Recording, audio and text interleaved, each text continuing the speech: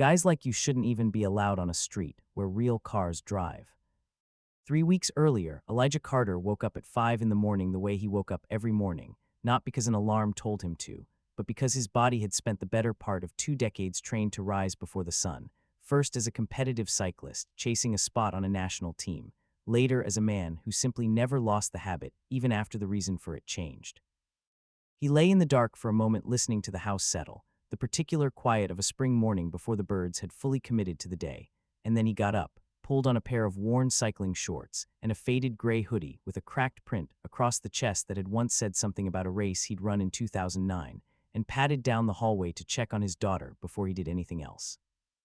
He was 39, lean in the specific way of a man who had ridden thousands of miles a Not year for most impressed. of his adult life, with In forearms ordinary corded from environments, both people try cycling to and, impress more through recently, conversation, from years spent listing bent over engine achievements, blocks in a sharing shop that had credentials, grown, slowly proving they're and then intelligent. quickly, into something much larger than a shop. He kept his hair short and his face clean-shaven, and there was a thin white scar above his left eyebrow that Amara liked to trace with one finger sometimes when he read to her at night, a scar that had come from the accident, though he had never told her the full story of the accident, only the parts a 7-year-old could hold without it breaking something in her. Amara was 7, asleep in a room with glow-in-the-dark stars stuck to the ceiling in the rough shape of a bicycle, and she slept curled tight around a small ribbon of red construction paper that she kept on her The nightstand, heartaches, folded and the refolded betrayals, so many times it had the gone soft and rumors, the creasing, the criticism, homemade medal the she empty cut out bank herself account, in first grade, and all moved onto those a piece of lonely yarn, nights while with two trying to words make their written across vision it in a crayon, reality. Daddy-S Race. It was a game the two of them had been playing since she was 5, a game that had started as a way to make bedtime feel like a celebration instead of an ending. Every Friday, if he made it home from his ride before the streetlights came on, she got to loop the paper medal around his neck and declare him, with great seriousness, the winner of Daddy's Race, and every Friday for the last 2 years, without fail, he had made sure he won. Nobody who watched Elijah Carter push his bicycle out of the garage most mornings, a 14-year-old steel-frame road bike, the paint worn through to bare metal at the top tube, one pedal replaced with a mismatched spare, a chain that clicked faintly on the upstroke no matter how many times he oiled it, would have guessed that the modest brick house he was riding away from sat in a neighborhood where the average home sold for just under $1 million. Or that the man on the rusty bike was the founder and sole owner of Carter Auto Group, a company that had grown out of a single salvage title repair bay in 2007 into a regional operation with 4 dealership locations, a wholesale parts distribution arm, and a certified collision and restoration shop that 4 insurance companies in the state used as their preferred referral. He didn't drive to work. Hadn't driven a car voluntarily in 6 years, not since the accident that had taken his wife, Renee, on a rain-slicked overpass 3 miles from their old apartment, and while he had never made a public thing of the reason, everyone who actually knew him understood, without needing it spelled out, that the bicycle wasn't an eccentricity or a statement about fitness. It was the only way he had found, in the aftermath, to still get from one place to another without his hands shaking on a wheel. He got Amara up at 6:15, made her oatmeal with too much cinnamon the way she liked it, watched her eat while she narrated, in exhaustive detail, a dream she'd had about a dragon who was afraid of thunderstorms, and then he clipped the small trailer bike onto the back of his own frame, a single-wheeled attachment that let her pedal along behind him on the ride to school, her own set of handlebars extending up in front of her.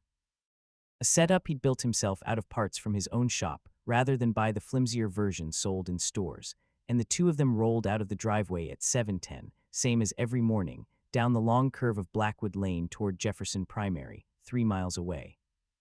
The neighborhood was called Ashford Ridge, a development of large homes on generous lots, most of them with 2 or 3 cars in the driveway, none of them, so far as Elijah had ever noticed, occupied by anyone else who commuted by bicycle.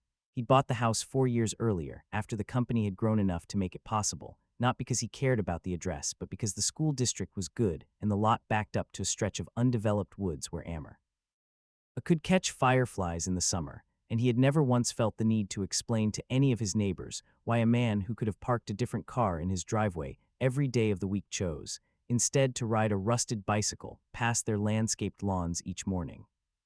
It was on the ride to school, at the 4-way stoplight where Blackwood Lane met Ashford Parkway, that he first crossed paths with the man in the Bentley. The light was long at that intersection, 90 seconds at least, timed for the flow of parkway traffic rather than the handful of side street commuters who used it, and Elijah had gotten into the habit, over the years, of using the wait to talk with Amara about her day, or to just enjoy the particular stillness of being stopped somewhere with nowhere else he needed to be for a minute and a half. It was a Tuesday, the second week of March, when a gleaming black Bentley Continental pulled up beside them at the light, windows tinted but the driver's side cracked a few inches, and the man behind the wheel, silver-haired, tanned in the way of someone who golfed year-round, looked over at the bicycle and its rust-spotted frame and its child trailer with an expression that started as simple curiosity and shifted, over the course of about 4 seconds, into something closer to amusement. "That thing legal to be on this road," the man called out, not unkindly at first, more like a joke he expected Elijah to laugh along with. Elijah glanced over, gave a small, easy nod. "Long as I stay in the bike lane, I believe so." The man in the Bentley chuckled, shook his head, and the light changed before anything more was said, and Elijah thought nothing of it, filed it away as the kind of harmless comment strangers made about an unusual bicycle, and pedaled on toward the school with Amara chattering behind him about whether dragons could actually be afraid of thunder if they themselves breathed fire. He didn't think much more about the man in the Bentley until he saw him again the next morning, at the same light in the same car, and the morning after that, and it became clear over the course of that week that the man's daily route to wherever he was going overlapped with Elijah's daily route to Jefferson Primary at almost exactly the same time, which meant that 4 mornings out of 5, they found themselves stopped side by side at that long 90-second light. And each morning the man had a little more to say, his comments sharpening by degrees the way comments sometimes do when they go unchallenged, testing how far they can go before something pushes back. "You know they make bikes that don't sound like a shopping cart," he said on Wednesday, grinning at his own joke. "They do," Elijah agreed, mild, unbothered, and said nothing further. "Didn't peg this neighborhood for the type that bikes to work," the man said on Thursday, and there was something underneath that comment that Elijah heard clearly enough, a question about whether he belonged on that road, in that neighborhood at all, dressed the way he was dressed, riding the thing he was riding. "Guess I'm the type," Elijah said, and smiled and let it go. The following week, Elijah had learned, mostly through the mail carrier who serviced both their streets, that the man's name was Preston Vance, that he lived 4 houses down from the entrance to Ashford Ridge in a stone-fronted colonial with a fountain in the front yard, and that he owned Vance Premier Motors, a luxury car dealership 2 towns over that specialized in exactly the kind of vehicle he drove, European sedans and SUVs with price tags that started around where most people's houses ended. Elijah had never met him properly, had only ever exchanged those clipped, needling remarks through a cracked window at a stoplight, but he understood with the particular clarity of a man who had built a business himself and knew how these things worked, that Preston Vance was the kind of man whose sense of his own worth had been built, brick by brick, on the visible markers of success: the car, the house, the neighborhood. The assumption that anyone who didn't display those same markers had simply not worked hard enough to earn them, and it did not appear to occur to Preston, even once, that the man on the rusty bicycle might be sitting on something Preston himself could not have built in a lifetime. The following Monday, Amara asked her father, unprompted, pedaling behind him at the light while the Bentley idled beside them, "Daddy, why does that man always say mean things about your bike?" Elijah glanced back at her, keeping his voice light, the same voice he used for explaining anything that might otherwise worry her. "Some people think the nicest thing about a person is the stuff they own, peanut. So when they see somebody who doesn't own the kind of stuff they think is nice, they get confused about what that means. It doesn't mean anything, really, just means he's confused."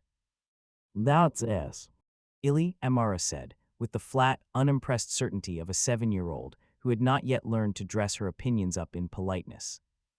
"It is silly," Elijah agreed, and the light turned green and he pushed off, and Preston Vance, watching the 2 of them pull away in his rearview mirror, felt something needle at him that he did not examine too closely, an irritation whose source he would not have been able to name if asked, though it had less to do with the bicycle itself and more to do with something older, something that had been sitting in him since he was 19 years old and his own father. A self-made man who had clawed his way from a repossessed car and a double-wide trailer into a small fortune in commercial real estate, had told him, more than once, in the flat, unsentimental voice of a man who believed he was teaching a valuable lesson, that nobody in this world respects a man who doesn't look like he's already won. Preston had spent 30 years building a life that looked, from the outside, exactly like winning, and some deep unexamined part of him had never stopped being afraid that it was all one bad quarter away from looking like it hadn't happened at all. And when he saw a man on a rusted bicycle who seemed, infuriatingly, entirely at peace with not looking like anything in particular, something in Preston recoiled from it, the way a person recoils from a mirror turned at an unflattering angle. Though he would have laughed, genuinely laughed, if anyone had suggested to him that his mockery of a stranger's bike had anything at all to do with his own father. The comments kept coming, week after week, If Elijah modern kept technology absorbing them the is same part of way, our calm, extended unbothered, minds, then our occasionally minds have been This extended is one of a almost long-time infinitely. plan. First as a So, young black have we been cyclist training in transformed rural into roads, digital sometimes demigods? swayed closer sport, No. and later as a Instead, business tips owner for who had reducing walked screen more than time one and week, overcoming eating in device Whole Foods, addiction only are to now watch loan nearly as officers' common as the expressions devices change once they themselves. read the vanish. Technology has supercharged But a our man who access to needed to prove knowledge himself to and our every power person to who think and underestimated remember. him, But what it spent his hasn't whole given life us is a way to proving he never handle this actually lived. incredible And Elijah upgrade, had which decided can make somewhere engaging with the modern world overwhelming. But he did notice and he did remember, the way any man remembers small cruelties even when he chooses not to let them land. And it was on a Thursday morning in early April, 5 weeks into the pattern, that Preston Vance said the thing that finally landed harder than anything before it, not because the words themselves were so different from what had come before, but because of who was standing close enough to hear them. It happened at the same light, same time, same 90 seconds, except this time there was a third party present, an elderly woman named Dot Pemberton, who lived alone in a small ranch house that had been grandfathered into the edge of Ashford Ridge's boundary before the development went upscale, and who was standing at the corner that morning waiting for the crosswalk signal with a small terrier on a leash, close enough to hear everything that got said at the light, which was not usually the case. But which happened that particular Thursday to matter quite a bit. Preston pulled up in the Bentley, cracked his window, and this time there was an edge to his voice that hadn't quite been there before, the particular edge of a man who had, the previous evening, lost a substantial deal at his own dealership to a rival competitor 2 exits down the highway, a competitor who had, infuriatingly, undercut him not on price but on reputation, word having spread that Vance Premier's service department was slow and overpriced. And Preston had spent the whole drive that morning, stewing in a mood that was looking for somewhere to land. "You know," he said, loud enough for Dot Pemberton to hear clearly from the corner, loud enough, though he didn't seem to register or care, for Amara to hear clearly too. "Guys like you shouldn't even be allowed on a street where real cars drive. Satisfactorily, This is a nice neighborhood. it's Some of us worked our defined whole lives to live somewhere who I nice. am as a person, The least you could do is not drag that rust and my bucket down our values. street like you belong here." It's just home. There was a beat of silence Home after he said includes it, his kind of wife silence of that was 20 weighted, years. and Elijah felt Amara go still behind him, felt the small shift in her posture that told him she had heard it and understood, at least in outline, exactly what kind of thing it was, and something in Elijah, which had absorbed 5 weeks of smaller cuts without flinching, went very quiet and very still in a different way, the stillness of a man deciding in real time how much of this particular moment he was willing to let his daughter carry. He looked over at Preston Vance, unhurried, and his voice, when it came, was level, not raised, not shaking, carrying nonetheless a weight that made Dot Pemberton, still standing on the corner, go quiet. "And watchful. I've heard you say a few things over the past few weeks," Elijah said. "Didn't think much of most of it, but my daughter's sitting right behind me, and she just I'd heard like you to say thank the board people for like giving me me this don't time. belong on this street. I'd ask you to think about whether It'll that's come as no really the surprise thing I'd you like to want a talk about Indian 7-year-old Hill. to remember about you." I know Preston, preliminary for a moment, investigations looked have almost concluded startled, Hugo Strange the acted particular alone. startle of a man who had not fully registered, I reject until this it was said conclusion. back to him that there had been a child within earshot the whole time, While trapped in and Indian something Hill, I was flickered led to across his believe it. face that might have been the beginning of shame, quickly buried under the reflexive defensiveness of a man who did not like being made to feel wrong. "I didn't say anything that wasn't true," he said, though his voice had lost some of its earlier heat. "This is a nice street." "It is," Elijah agreed. "Plenty of room on it for a bike, too." The light changed. He pushed off, Amara pedaling behind him, and he did not look back to see Preston's expression, though Dot Pemberton did, and what she saw was a man sitting very still behind the wheel of a car worth more than most people's homes, looking, for just a moment, uncertain of himself in a way that didn't seem to happen to him very often. Dot Pemberton had lived in that neighborhood for 31 years, long before it was Ashford Ridge, back when it was still just a scattering of modest houses on a country road before the developers came through, and she had watched, over the decades, the slow arrival of a certain kind of newer resident who treated the neighborhood less like a place to live and more like a stage for a life they wanted witnessed, and she had never much cared for Preston Vance. Though she'd never had cause to say so out loud until that Thursday morning, when she walked directly up to his still idling car, tapped on the window with one knuckle, and said plainly, in the no-nonsense voice of a woman who had raised 4 sons and buried a husband and had long since stopped being intimidated by wealth, "That man rides his bicycle past my house every single morning and waves at me like I'm somebody worth waving at. You want to tell me again what kind of person doesn't belong on this street?" Preston didn't have an answer for that. He rolled the window up, mumbled something about being late, and drove off, and Dot Pemberton stood on the corner a moment longer, shaking her head, and later that same day, without telling anyone she planned to do it, she called the neighborhood's community Facebook group administrator, a woman named Sherry who ran the page with the earnest, slightly overzealous energy of someone who had too much time and too much investment in local drama, and told her in careful, measured words what she had witnessed that morning at the corner of Blackwood and Ashford Parkway. Elijah didn't know any of that had happened, not yet.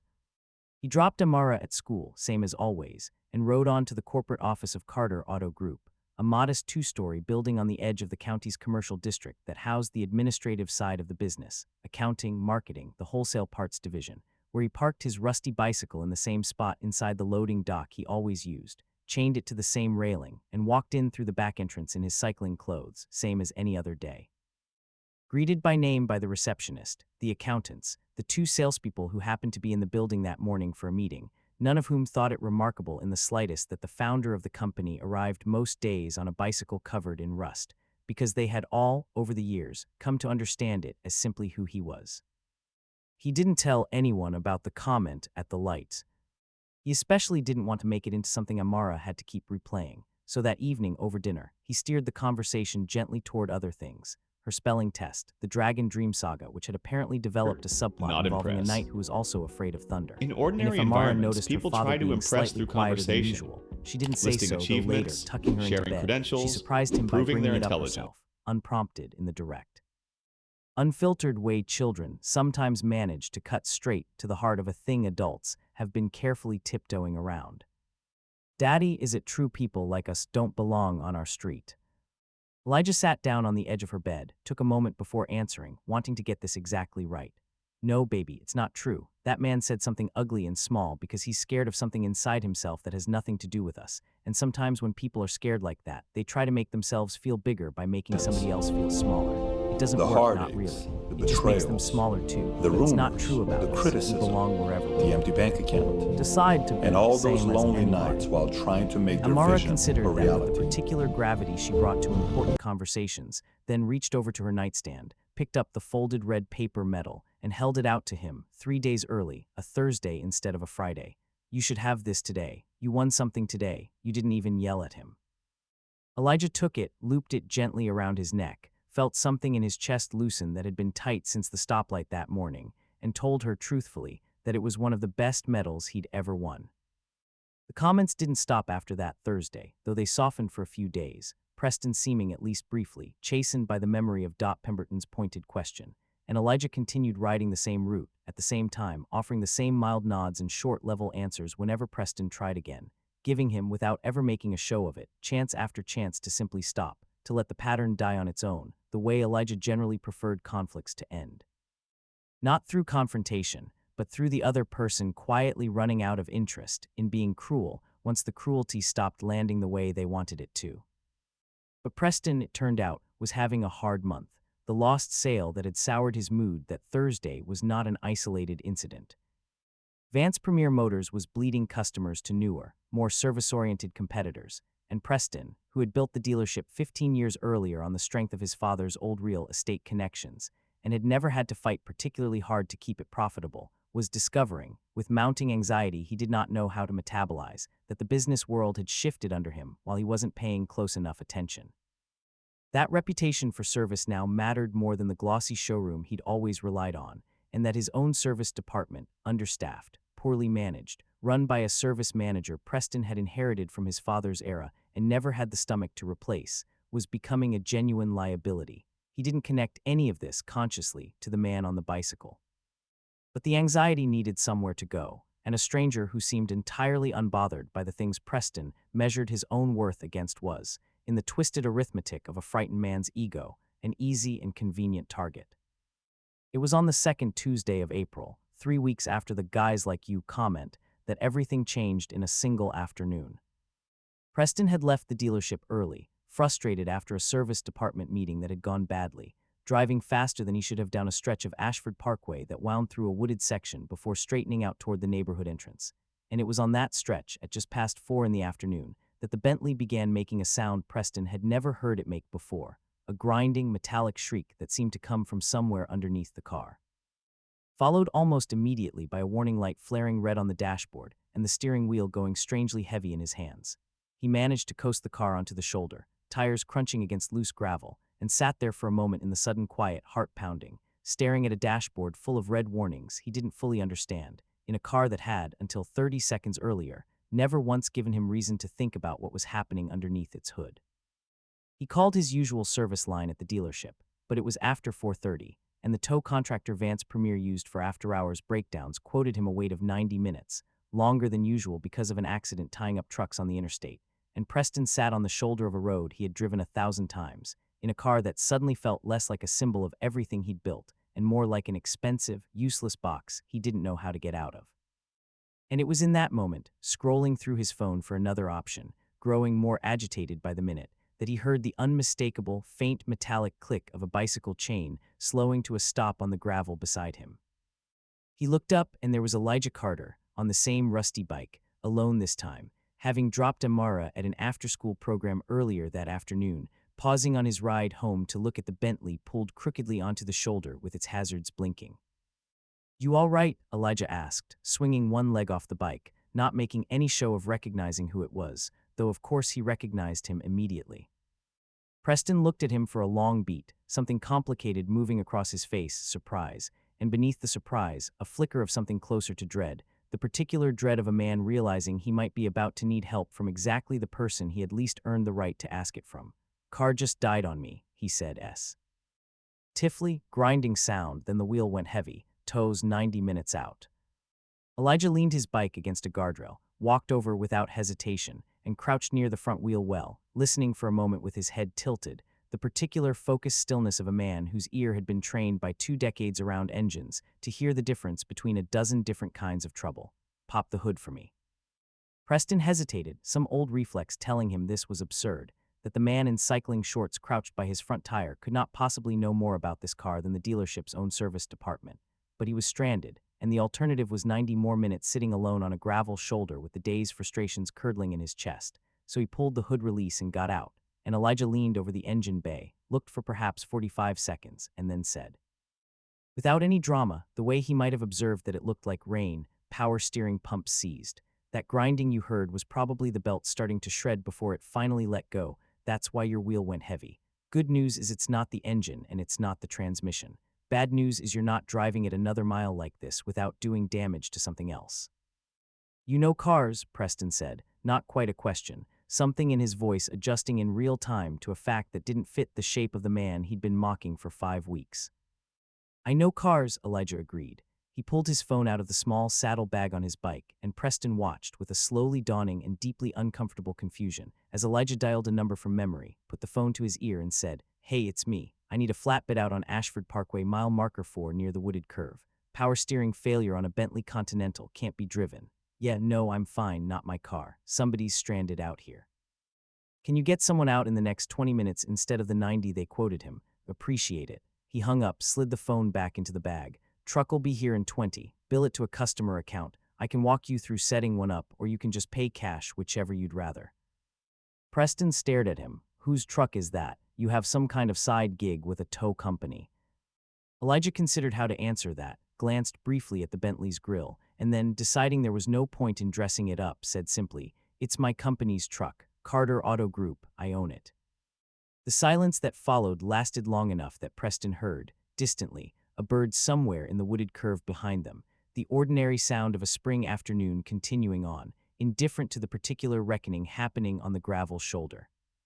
He looked at Elijah, at the cycling shorts, the faded hoodie, the bike leaned against the guardrail with its rust-eaten frame, and then, almost involuntarily, at the phone Elijah had just used, and something in his memory clicked into place slow and unwelcome, a name he had seen before on invoices from his own dealership's wholesale parts supplier, a name he had seen on a plaque at a charity gala 2 years earlier that he had attended out of obligation and left early, a name that belonged.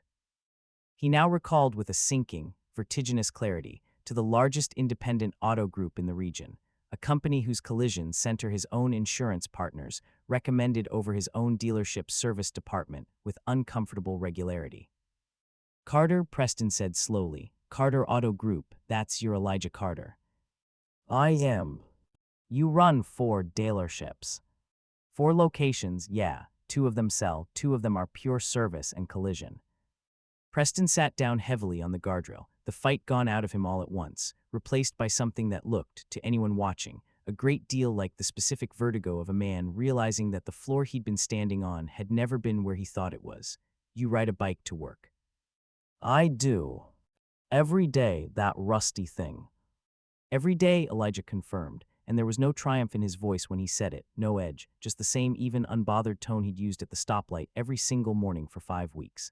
My wife died in a car accident 6 years ago. I haven't driven since. Doesn't mean I stopped caring about cars. Cars just about the only thing I know how to fix, so I built If a modern business technology fixing them instead is of part of driving our them. extended Life gets me minds, where I then need our to, minds have been always. extended almost infinitely. Put his face in So, his hands have we for a been moment. transformed When he into looked at it digital again, something in his demigods? expression genuinely changed. No. Instead, Practice, tips for defensive reducing suit screen was time gone, and overcoming replaced by device something rowdy. addiction are I now said nearly some as things common to as the him, devices like themselves. 5-6 weeks Technology has supercharged You our did. access to knowledge I called and you. our I said, power to guys think like you and don't remember. belong on the But street. what it hasn't given us is a way to handle this Who did that incredible too? upgrade, Elijah said. which can make engaging with the modern world overwhelming. Neither, simply stating the fact and letting it sit in the space between them, the way facts sometimes need to sit before a person can actually look at them.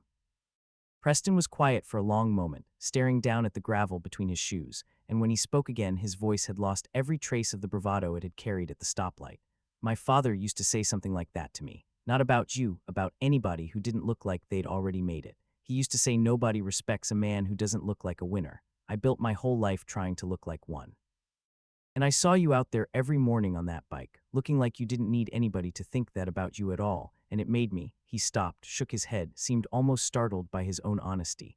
It made me feel small, and instead of sitting with that, I tried to make you feel small instead. That's uglier, saying it out loud than it felt saying it at the light. Elijah didn't rush to reassure him, didn't offer the easy forgiveness some people reach for just to end an uncomfortable moment. He let the silence hold a beat longer, and then he said simply, I appreciate you saying that. My daughter's the one it really landed on, though. She's the one who asked me that night if it was true. People like us don't belong on our own street. That's who owes the biggest piece of this, if you're serious about it, not me. Preston nodded slowly, something in his face settling into a kind of resolve that hadn't been there a minute earlier. I am serious. I don't really know what to do with that, but I'm serious. The flatbed arrived 18 minutes later, driven by one of Elijah's longtime technicians, a young man named Deshaun who took one look at the scene, his boss in cycling gear, standing beside a stranded Satisfactorily, Bentley, talking it's with a man who defined looked like he'd who aged 5 years who I in am the as a last person, half hour, and said nothing beyond a and my professional, values. easy, afternoon, It's just boss home. afternoon, as he set to Home work winching the car includes onto the his bed. wife of 20 years. Preston watched Deshaun work with a new and uncomfortable attentiveness, watched the easy competence and quiet respect between him and Elijah, and understood, in a way he hadn't fully let himself understand before, that this was not a man playing dress-up as a mechanic for the afternoon. This was simply who Elijah Carter was, on a Tuesday, same as every other day. I can get this into our collision shop tonight, Elijah said, as Deshaun finished securing the car. Power steering pump belt. We'll check the rack while it's apart to make sure nothing else got damaged when it's seized. Probably have it back to you by Thursday. I'll pay whatever the rate is, Preston said quickly. Full rate. I'm not asking for a favor. Full rate's fine, Elijah said. I wasn't offering a favor, just offering to I'd like fix to a thank the car, board for same as giving I'd me this offer time. anybody stranded on the side of the road. He Will come as paused, no then surprise added, I'd like with to the talk about faintest Indian trace Hill. of dry humor, the first lightness I know either of them had preliminary allowed into the investigations have conversation. concluded Hugo Guess it Strange evens out acted either alone. way. Guy who supposedly doesn't I belong on reject the this street ends conclusion. up being the reason your car makes it off the shoulder. While trapped in Indian Hill, I Preston was let led out to a believe short, it. surprised laugh, more relief in it than amusement, and something in his shoulders came down from where they'd been sitting, tense and high, since the moment the steering wheel had gone heavy in his hands. The news traveled through Ashford Ridge faster than either of them expected, not because Elijah told anyone, he never did, that was never how he operated, but because Dot Pemberton, out walking her terrier 2 days later, ran into Sherry from the Facebook group, who had already heard a garbled version of events from Deshaun's cousin, who lived 3 streets over. And by the end of that week, the story had made its way, in the particular telephone game fashion of small, tightly wound communities, into something close enough to the truth that most of the neighborhood understood, roughly, what had happened, that Preston Vance had spent weeks mocking a neighbor's bicycle, and that the neighbor turned out to own more cars, dealerships, and collision centers than Preston himself. Preston did not try to control the story or spin it in his favor, which surprised some of the neighbors who had known him only as a man deeply invested in his own image. Instead, at the next quarterly meeting of the Ashford Ridge Homeowners Association, a meeting he had never in 15 years of living there missed the chance to speak at, usually to advocate for stricter aesthetic guidelines about driveways and mailboxes. He stood up unprompted and told the room, in a voice that shook slightly at the start and steadied as he went, that he owed an apology to a neighbor for something he'd said repeatedly over the past several weeks. That he had judged a man by the vehicle he chose to ride rather than the character he'd hound, and that he intended to make it right in ways that went beyond an apology spoken in a meeting room. He didn't name Elijah specifically, not wanting to turn the moment into a spectacle at someone else's expense, but everyone in the room understood exactly who he meant, and several of them later told each other it was the first time they'd ever heard Preston Vance admit to being wrong about anything. What he actually did over the following month mattered more than what he said. He drove to Carter Auto Group's main location in a loaner car since the Bentley was still in the shop and asked to speak with Elijah directly, and when he was shown back to the modest, unglamorous office where Elijah did his paperwork, a room with a single framed photo of Renee on the desk and nothing else that hinted at the scale of the business behind the walls, Preston laid out plainly what he wanted to do.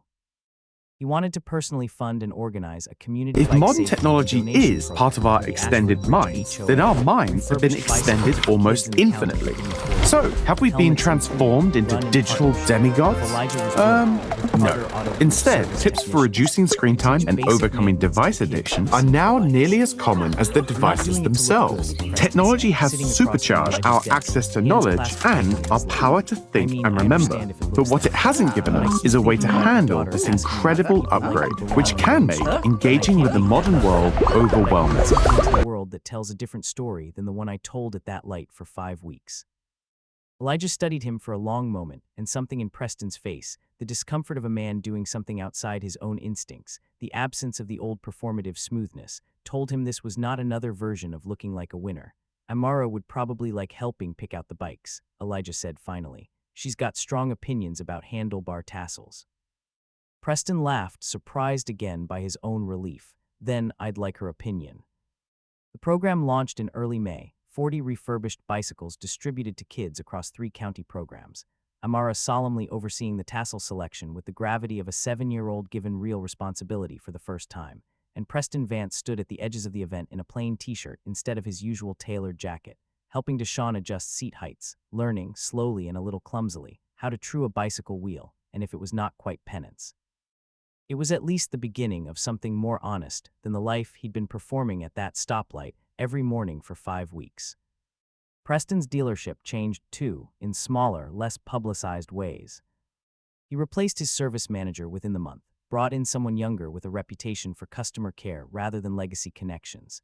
And twice, over the following year, when Vance Premier's collision volume outpaced its own capacity, he sent the overflow work to Carter Auto Group's collision center rather than a competitor 2 exits down the highway, not out of debt or obligation. Elijah made clear he wanted no part of that, but because Preston told him satisfactorily. It's it was defined simply the better shop. who I am as a person. On a Friday evening in early June, 2 and my months values. after the stoplight and the stranded Bentley It's just home. and the paper medal handed over Home 3 days early, includes his Elijah wife rolled of his 20 bicycle years, into the garage at 6:15. Streetlights not yet on. Amara waiting on the front step with the red paper medal already in her hand, worn now nearly translucent at the folds from 2 years of use. "You won," she announced, holding it up. "Every week," he said, crouching down so she could loop it over his head, the yarn soft and familiar against the back of his neck. "Mr. Vance waved at us today," she said, matter of fact, swinging her feet against the step. "He's not scary anymore." "No," Elijah agreed, sitting down beside her on the warm concrete, the last of the daylight sliding gold across the quiet street, the bicycle leaning rust-spotted and faithful against the garage wall behind them. He never really was. He was just scared of something, same as everybody gets scared I'd like sometimes. to thank the board for giving Some me this people time. just handle it worse than others before they figure out how Will to come as handle no it. surprise I'd like to talk about Indian Hill. Amara considered that, leaned her head I know against his preliminary arm, and the two of them investigations have sat there concluded a Hugo while Strange longer, acted alone. watching the street go dim and gold and ordinary. reject this No conclusion. cars passing, nothing needing fixing, While nothing trapped in needing Indian proving, Hill, I was just led a to believe father it. and his daughter and a rusty bicycle that had carried them exactly as far as they'd ever needed to go. What this story shows in the end is that a man's worth was never once sitting in the vehicle he arrived in, and the people who measured him by his bicycle only ever succeeded in measuring themselves. If a story about a rusty bike outlasting somebody's broken down pride is one you want more of in your feed, go ahead and share it with somebody who needs the reminder, and stay subscribed so the next one finds you too.